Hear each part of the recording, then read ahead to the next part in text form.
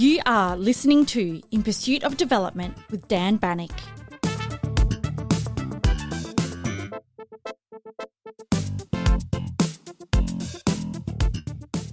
Artificial intelligence is everywhere in the public conversation today.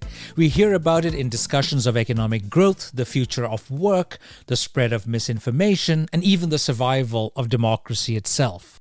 What is most striking is perhaps how polarized the debate has become.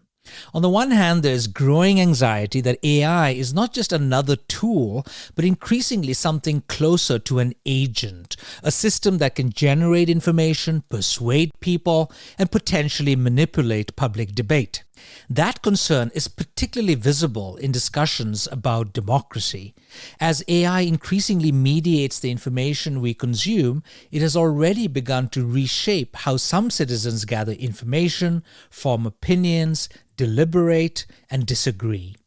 The risk is not only the spread of misinformation, but the gradual erosion of the shared factual baseline that democratic societies depend on, potentially amplifying manipulation, deepening inequality, and weakening our capacity for judgment and critical thinking.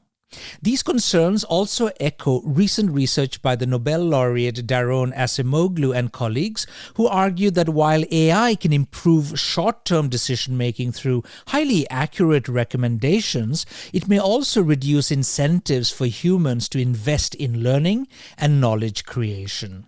And over time, heavy reliance on AI could weaken the shared knowledge base that underpins innovation, scientific progress, and informed public debate. On the other hand, however, there is enormous optimism. AI is seen as a powerful tool that can process vast amounts of information, detect patterns humans might overlook, and support better decision-making, whether in classrooms, hospitals, government ministries, or the world of politics. Thus, some see AI as the most transformative technology of our time that can revolutionize medicine, education, governance, and overall human well-being. The story of AI is therefore not only about risks. Across the world, people are already experimenting with the technology for far more pragmatic purposes. In China, for example, parents are using AI chatbots to help their children with homework, to practice languages, and even to automatically grade assignments. These parents view the technology less as a threat than as a practical tool that can make learning easier and more accessible. In the health sector, AI is also beginning to support doctors by helping detect diseases earlier and analyze medical images more quickly and accurately. And for patients and family members, these tools can help interpret complex medical information in addition to expanding access to health advice in places where doctors and clinics are scarce. So the reality, as with most technologies, is probably more complicated than the headlines suggest. Artificial intelligence is neither purely liberating nor purely dangerous. It is a technology created by humans, trained on human data, and increasingly embedded in human institutions. And that raises several important questions. How should we think about the risks and opportunities of artificial intelligence as it increasingly shapes how we govern, learn, and make decisions? And how do we ensure that humans remain firmly in control of technologies that are becoming more powerful and more pervasive with each passing month? To explore these issues, I'm joined today by Francesco Marcelloni, a professor of data mining and machine learning at the University of Pisa. He's also the academic director of the Knowledge Hub on Artificial Intelligence at the Circle U European University Alliance. In our conversation, Francesco and I discussed the promises and pitfalls of AI and why understanding the evolving relationship between human intelligence and artificial intelligence may be one of the most important challenges of our time. If you enjoy this episode, please consider following and subscribing to the show, and do share the conversation on social media so that others interested in these issues can find it too. My name is Dan Banik, and you are listening to In Pursuit of Development.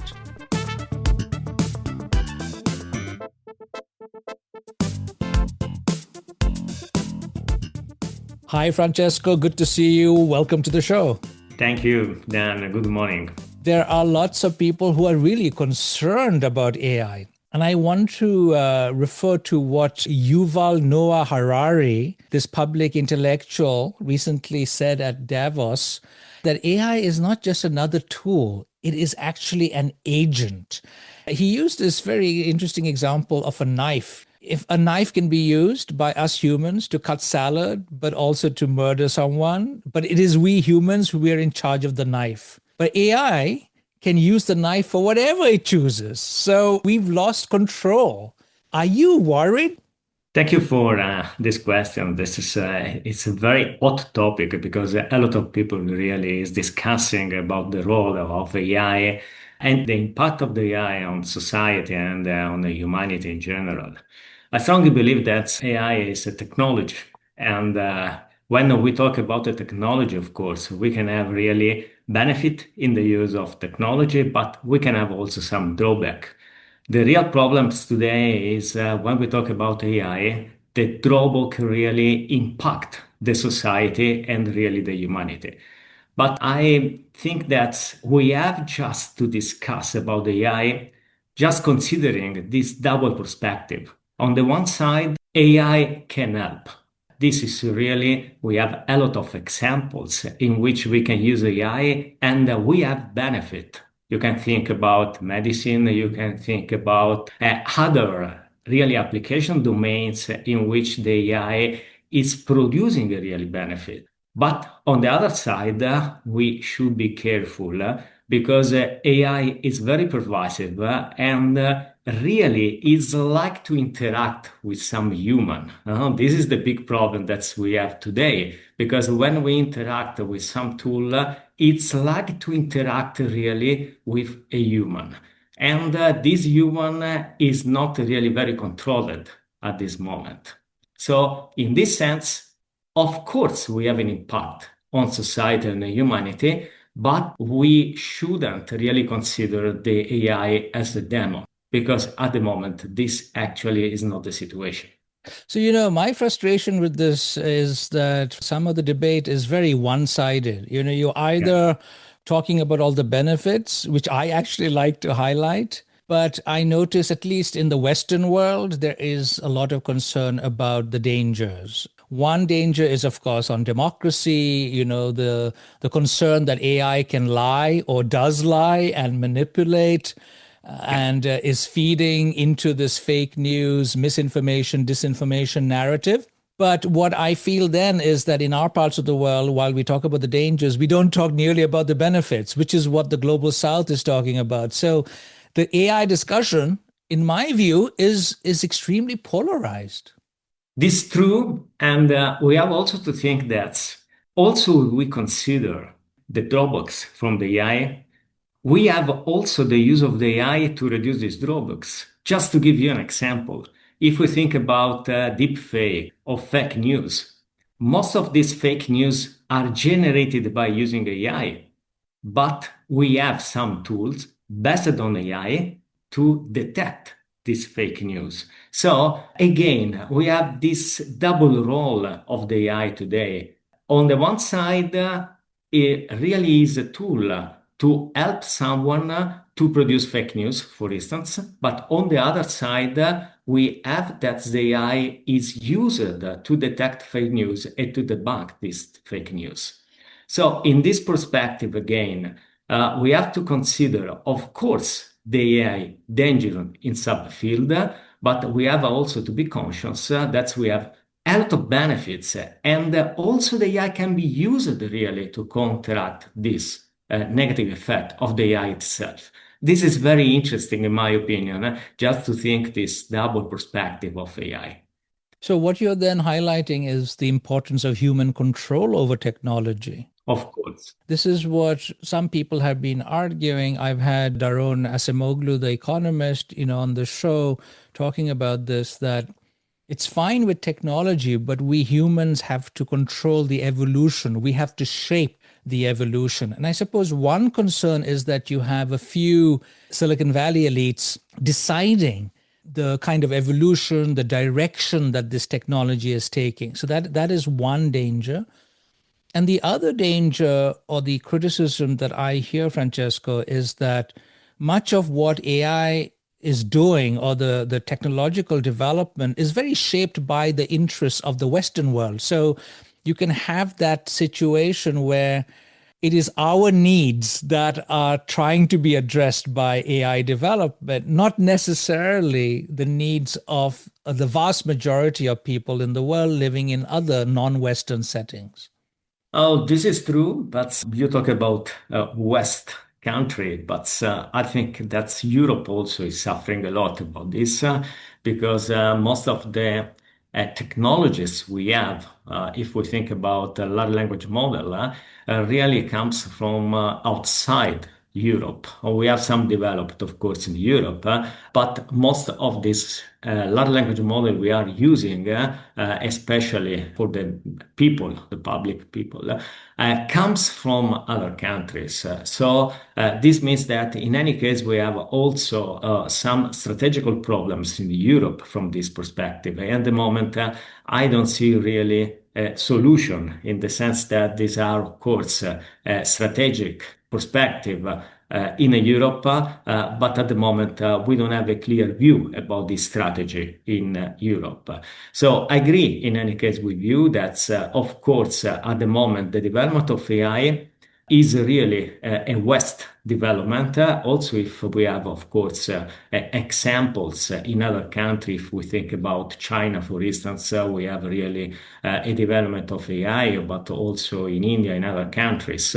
But when we talk about AI, most of the people just consider large language model because in the last years, especially, we started to talk a lot about AI because the people start to interact with this large language model.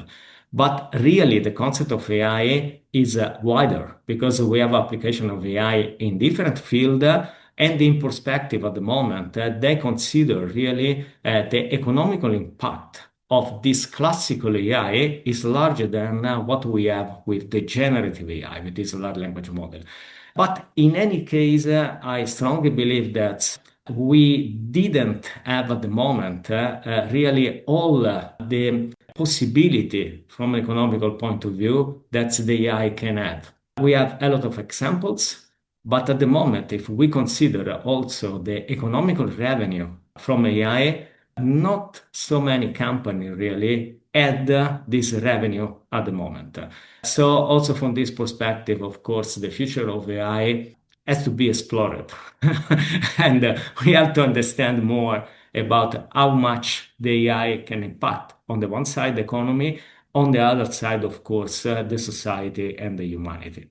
But if you were to think, Francesco, in Europe, let's say, we are a bit stuck between the United States, China, and other countries. And some would say that we haven't done enough. It's about time that Europe got its act together and really started putting in resources. What is it that we should be doing more of? Is it in the legal sphere that we should be enacting new legislation to make sure that this lying, this manipulative ability of AI is kept under control? Is that where you see it? Is it also maybe making the general public aware how to detect fake news? Yeah. Where do you think we should be putting in more effort in order to combat this negative perspective of AI? Let me really introduce very, very briefly two concepts because when we talk about possible risk of AI, we have just to really classify, in my opinion, these two risks because we have risk inherent AI in the sense that we have this risk that comes from the data we are using by using the machine learning approaches. Machine learning is the basis of the AI today. And in this sense, you don't need legislation, but you need research just for avoiding these problems.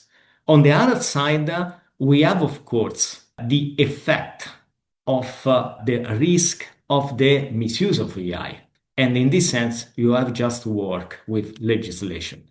We know that in the Europe, we have the Act, this global legislation about the AI. I believe that the Act work in the correct direction because we should have really limitation in some use of AI. We have to control when we have application of AI, but in any case, the AI is a living technology. Just to give you an example, in the Act, when we talk about the chatbot is considered a low risk application. Yeah. But today we have that a lot of people interact, for instance, with tools such as ChatGPT. And ChatGPT sometimes can really influence the mind of the people. So are we sure that these chatbot are low risk applications? Because of course, when they started to work on the act, we had at the beginning of generative AI. So now the generative AI is really everywhere. And we have probably to consider again some regulations that we have in A Act, and probably we have just to modify something in the future. So these are regulations. But as you know, we have just to wait for the application of this regulation to understand really what's the problem with the impact of the AI. I think this is a really crucial point, Francesco. This relates to the heart of the argument that some are making about the dangers of AI in relation to humanity, and that is the ability of AI to think on its own. We've often prided ourselves on the fact that we as humans, we are analytical. We think, therefore we are. The identity that we can think critically, we can think out of the box. And I suppose your example of the chatbots is one good example of how we could be influenced to act because AI is giving us a certain amount of advice or pushing us in a certain direction. But are we there yet? Is AI able to think on its own, or is it simply digesting all the information from the large language models and based on what we humans have said over the years is basically synthesizing that knowledge? At the moment, AI cannot really reason as we consider. Of course, we can interact with AI because, as you told before, inside this large language model, this foundational model, we have a lot of data. So AI can interact with us just from a statistical point of view, just merging really this large quantity of words in a minimum of call context. But we don't know exactly what we will have in the future. Okay. In any case, and this is fundamental in my opinion, we have just to preserve the final decision as humans. I like very much this new paradigm. It's a new paradigm that you can find in the literature, in which we started to talk about co-evolution of humans and AI. The human can really have some advantages to interact with AI because AI can really just elaborate a large quantity of data. This is impossible for the humans. Yeah. On the other side, the AI needs the use of humans just as a sort of training of the AI. So I think that this is a very correct view. We should really co-evolve. And if we have this co-evolution process, we can have benefit for, of course, humans, but also for the AI in the sense that we can improve the technology. But in this way, probably this is the correct way to see the future. We can really produce development. And of course, we can have benefit under control of the AI. Co-development, co-evolution is crucial. But I suppose what a lot of people are wondering about is whether AI can be like a runaway train, will just take over. That in the beginning or the current phase we are in, we are co-developing. But after a certain threshold is reached, AI will be so superior and so much more quicker, which it already is, that humans are not going to be necessary. Of course, if we think about the capacity to elaborate a lot of data, this is the situation that we have already. Mm. But about the human intuition, the human capacity of solving problems, especially new problems, I don't think that's at least at the moment. We can imagine an artificial intelligence that is able just to really works along this direction. So we have some characteristics that probably are not also in the future easy to implement in the AI.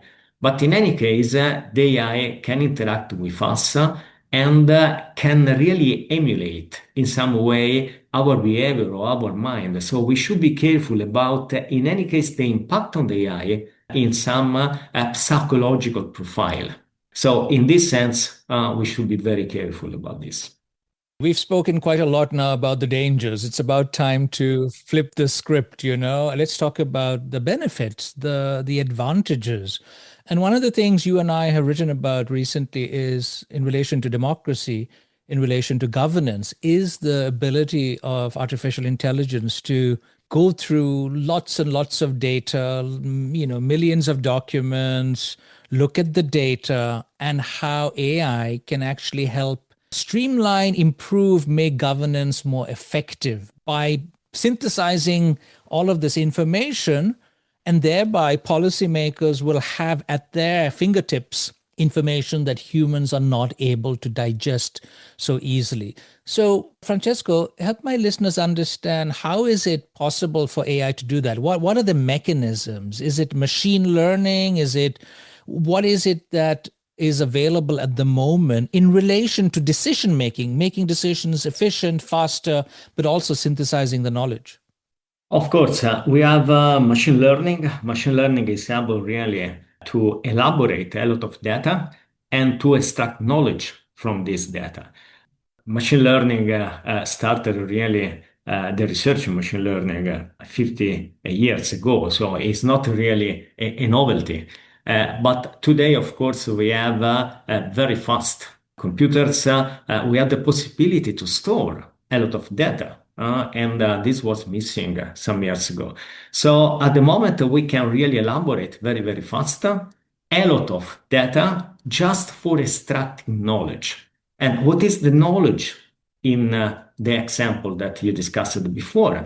The knowledge can be really what the people is thinking about some strategy that's really there. For instance, municipality or the government is really put on practice.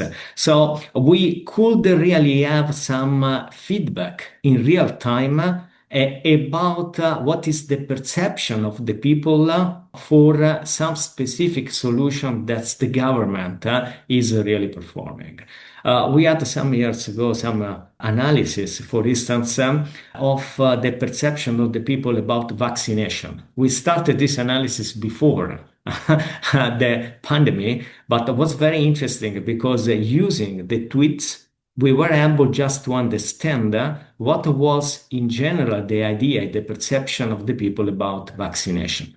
This is just an example, and you can exploit this tool by using machine learning to extract knowledge and to really have an idea of what the people is thinking about specific topics. This is very useful, of course, if the governments, the politicians, just want to operate for the benefit of the people. But we should be careful also in this case. Why?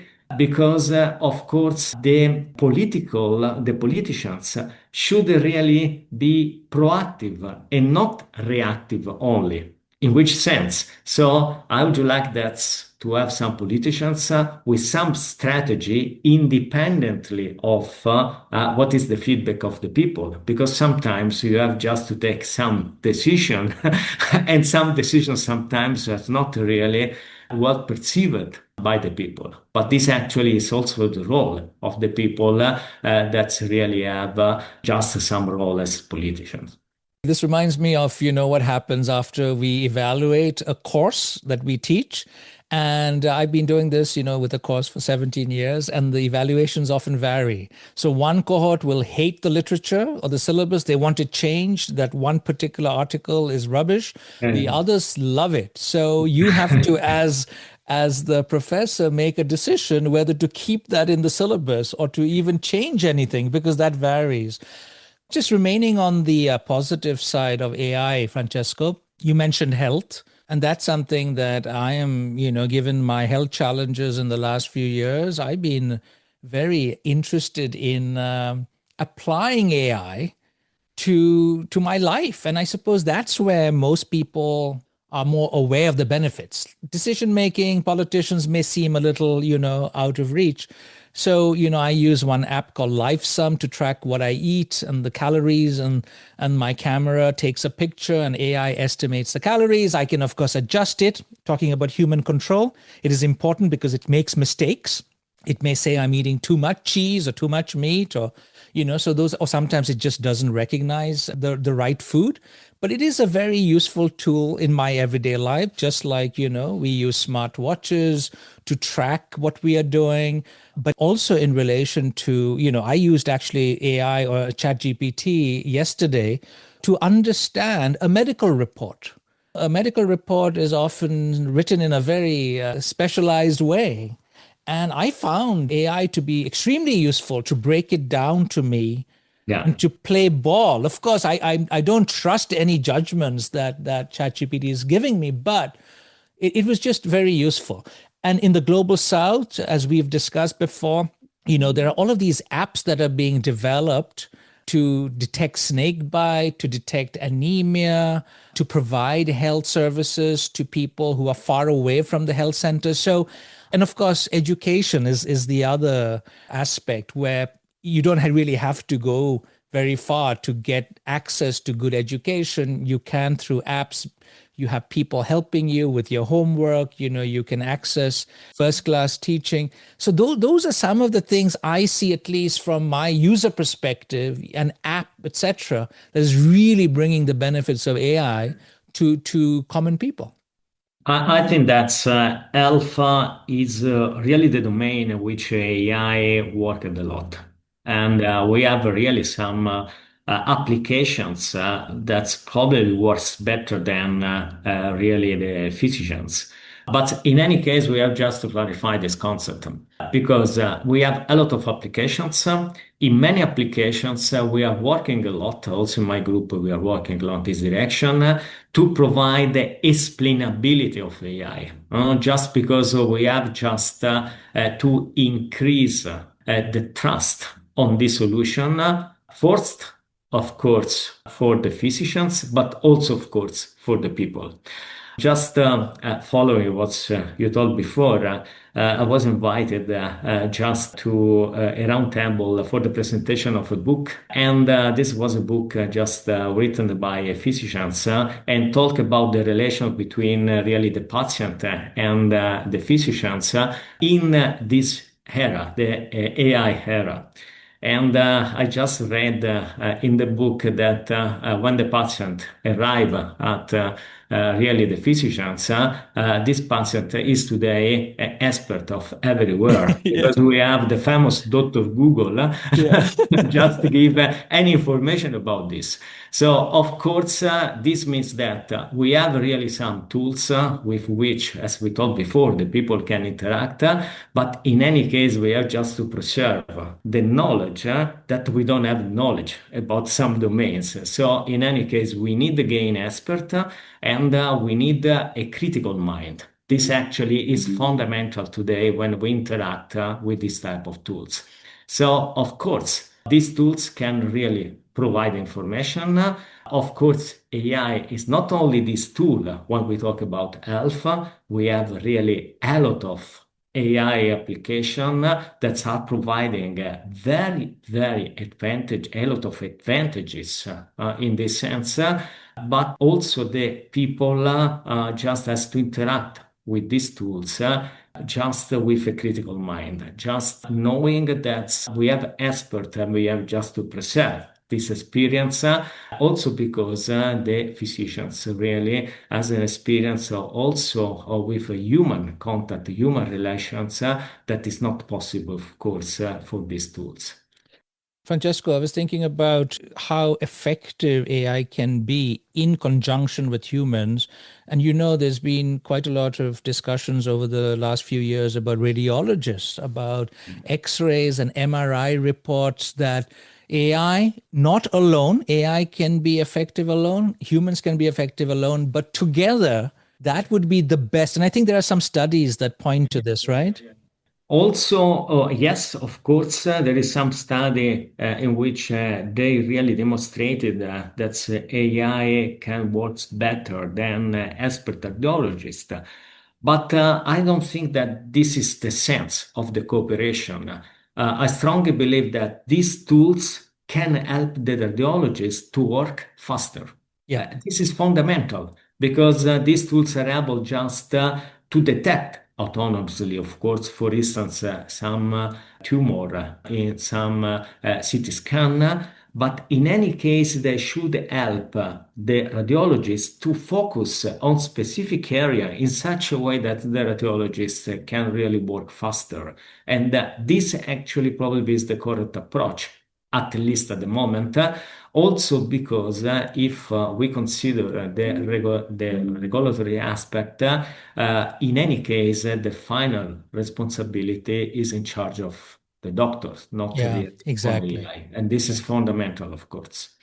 So I really like that example you gave because one of the challenges for radiologists, for medical people, is the sheer speed at which they're expected to work. There's a lot of pressure.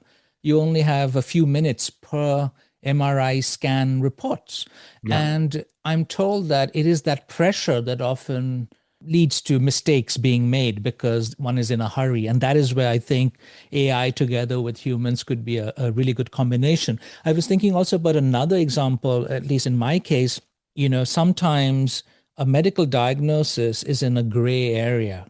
And that is where AI, at least at the moment, isn't of much help. It can just sort of simply state the facts, but it is up to the physician to make that decision, to say yes or no to a certain treatment. And so we're still in that phase, I think, where humans are still in control. Let's move to a final aspect, a final sphere that interests us both, and that is education.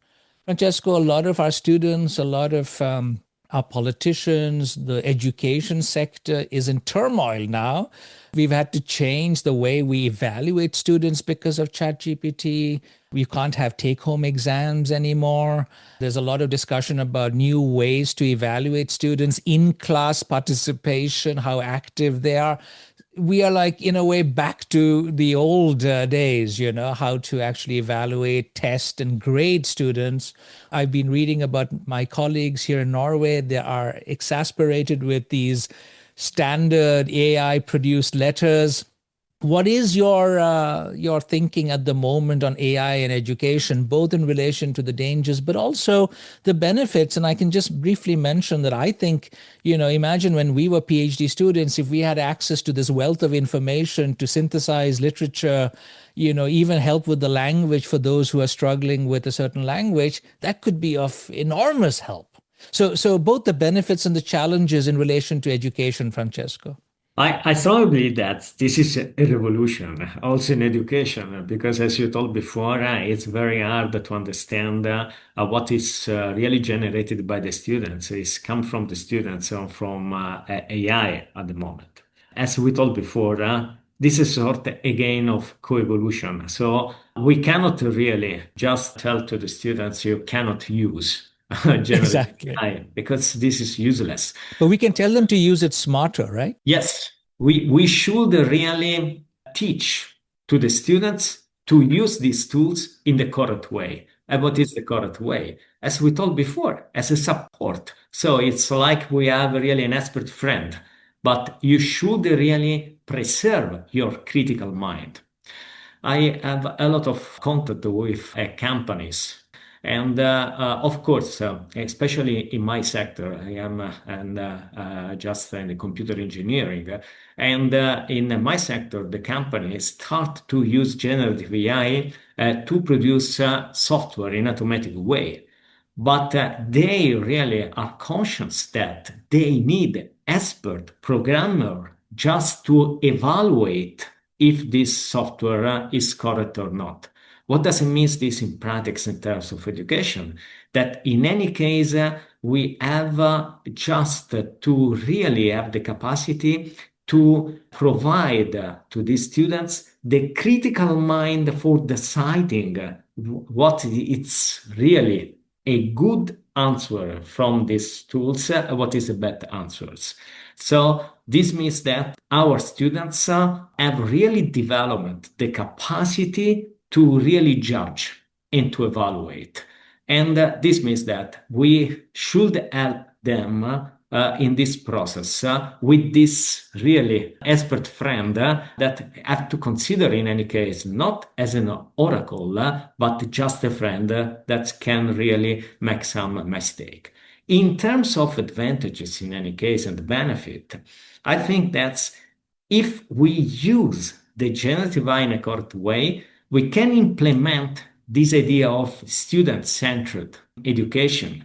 Why? Because through the generative AI, we can help some students with some problems, disabilities, and so on, just to really tune the learning process in such a way that the students can really be compared with the others.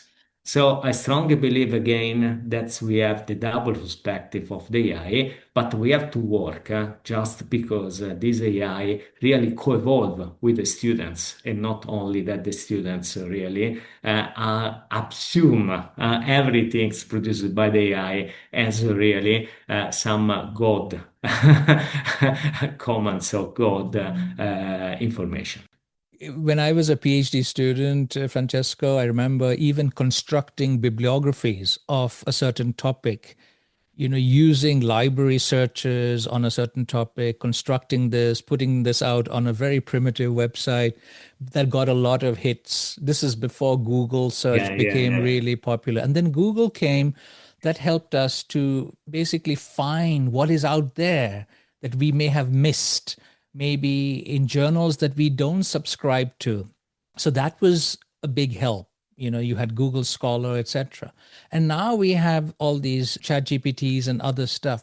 But I suppose one difference is that at least before this latest chat GPT phase, we were still asking students to, look what's out there, find stuff, and then read. But they weren't necessarily getting the help to just get a simple answer. But now, I suppose the danger is that one is not doing the homework, one is not reading, one is just expecting the answer to come automatically. I'm not sure how we can tell students don't do that, don't take the shortcut when it is available. Of course, you can use it smarter in a more ethical way by saying, here's what I found. Can you help me make this more, I don't know, shorten it or make the argument more precise? Can you help me with this is my research question? Can you help, revise it? I'm really not sure what kind of practical advice we can give to students at the moment. I think that we should interact with the students as much as possible and to understand if some concepts are clear. So it's easy at the moment for them just produce report, produce software in my case, and so on. But we have just to investigate if they were able just to reason about what they really put in the report. Just to give you an example, today we can really find a lot of libraries also for machine learning. And most of the time the students just apply these libraries. But when you ask them, but of course, we have just to analyze the result. Do you know what is the algorithms that this library is using? And if they don't know just the principle of the algorithms, they are not able really to decide if the result they obtain is result just fair or not. So, in my opinion, we have just to interact very much with them. We have just to really investigate if behind the report, behind something that's really they are discussing, there is really the comprehension of the concept, because this is actually what we have just to obtain at the end in this learning process. And for me, this is really the only way that we have just to convince the students that, of course, these tools can support, then these tools can help them to produce report in a very fast way. But in any case, they have to be conscious about what they are writing inside this report.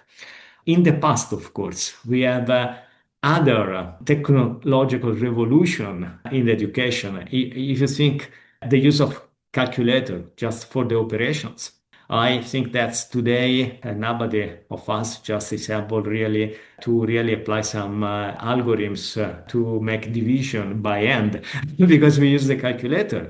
But calculator just limited a small capacity in the humans, but AI can limit a lot of Yeah. really capacity in the humans, because if I use only just to write a letter, I use only this ChatGPT or other tools, of course, I lose this capacity to provide a correct test. But we have a lot of examples, of course, not only in the writing. So we should be very, very careful about this, because we have just to continue to preserve this capacity, at least the fundamental capacity for having in the students the critical mind. And this, of course, is what we want to obtain at the end in the learning process. Going forward, Francesco, where do you think the technological evolution is going to focus on? Let's say in the next 6 months, this year, 2026, we can think about maybe some fields, and this goes back to what we discussed earlier, maybe what some people think are important problems to solve. So I suppose one challenge would be to make sure that technology, AI, is trying to solve problems that the whole of humanity is facing, not just the elites or not just the Western world people. And finally, for students and for young people who are training for a career, should they be worried about certain fields where, AI is going to take over, or is that fear largely unfounded? Okay, from the research point of view, there is a lot of interest in creating what's in the literature is denoted as the system to AI or the general AI. So, yeah, from a research point of view, a lot of people is investigating this possibility of really providing this reasoning aspect to the AI. Of course, this is very interesting as a really research domain, and this will give the possibility in the future to have the possibility to interact, as we are doing now with a large language model, but also the possibility to obtain really explanation about the answers in a correct way as humans, so just with a reasoning process. In terms of application of AI, we know that the research normally just proceed very fast, but the application really, especially real application in which we have application in company, just proceed later. And in the company, I'm observing a lot of companies that are trying to use the large language model in different domains. Not only for chatbot, but just for supporting, for instance, in decision management, just analyzing, as we told before, a lot of data, but it's a very intuitive way and with a very friendly interaction with this management. Of course, this application has to demonstrate in the future to have also a revenue, because also this is a question mark that we have at the moment. And are there certain professions you think will disappear? I am afraid that some specific job will be lost in the future. When we talk about AI, we don't talk anymore about the possibility to lose jobs at the low level, in the sense that jobs, manual jobs. But we will lose probably jobs at the medium or high level in the companies for the reason we told before, because AI can elaborate a lot of data. So AI can automatically just perform this analysis of data and just to provide some strategy. What about professors? Will we lose our job? I don't know, but as no, a lot of people ask to me just in the round table, but it's true that we will lose the job. And I reply, this is a possibility, but I hope that we don't lose the salary. And but in any case, this is actually the situation of AI. If we consider AI and robotics, probably we will have also some problems at the low level. So low level, I of course means just manual jobs in which, and we have a lot of example already, in which we start to have some autonomous robots that can really replace, unfortunately, just the human in some job in the company. So the situation in the future is not clear. Normally, when we have some revolution, we lose some jobs, but we just find new jobs. And we have just to really have this hope that in the future we will have a similar situation. Well, on that optimistic note, Francesco, thank you very much for coming on my show today. Always a pleasure to speak with you. Thank you. It was really a pleasure.